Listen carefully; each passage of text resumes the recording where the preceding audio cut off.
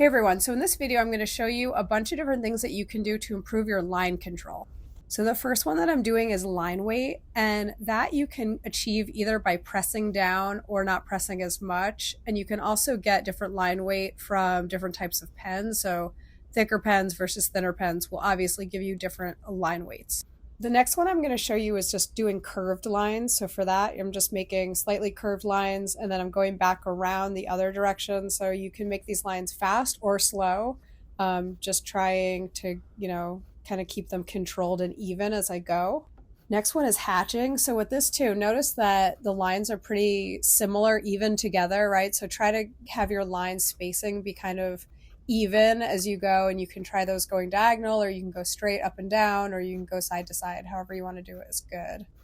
Okay, so next one we're going to do is crosshatching. So for crosshatching, you're basically doing hatching, but then you're going back around in the other direction. And so this also, you can experiment with whether you want your lines going pretty fast. I tend to make my lines pretty quickly, but you can try slower lines or faster lines. Either way is good. And one thing that you can practice when you do the cross-hatching is you can think about how close those lines are. So see, this one is like the lines are really close together, whereas the first one, the lines were a little bit further apart. So you can be varying the lines being close together, and then you can also make them further apart. So in this one right here, my lines are going to be a little bit further apart, and so it kind of looks a little bit more of like checkerboard. And then this last one, I'm just doing a lot of layering, so a little bit more layering where I'm just going in different directions.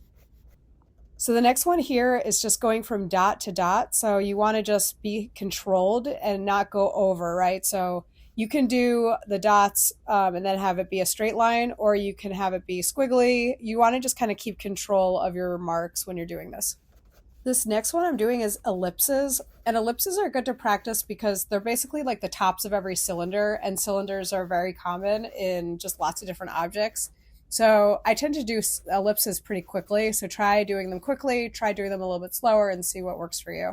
Now we're going to practice some line speed work. So these ones I'm going to do really fast, so try making your lines just literally as fast as you possibly can go. And then for this next section, I'm going to be going slower. So one of the things that you can always be changing around and varying is your line speed. And so that's something that you definitely want to work on. The next one is scribbling. And so that's actually like kind of a fun automatic one to do that you can just try without like too much thinking. And I've done some different videos on scribbling. And so I'll link that in the comments, that scribbling can be a good thing to work on. Okay, so next one is pressure. So pressure is similar to line weight, right? In that you're going to always be thinking about how you're varying your line weight and pressure.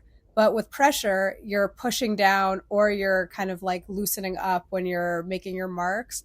So this, these ones, light pressure, the one before was heavier pressure. This one's going to be heavier pressure. So you want to try controlling your pressure because that's something that when you're drawing and cross-hatching, that's an important skill to be able to have. Okay, last one is just your length of line. So here you're going to try making, short lines, longer lines, and then, just vary between really short, really long throughout. So I hope you enjoyed this video. Let me know what you thought in the comments. Try this out, and I will see you next time. As always, thanks for joining.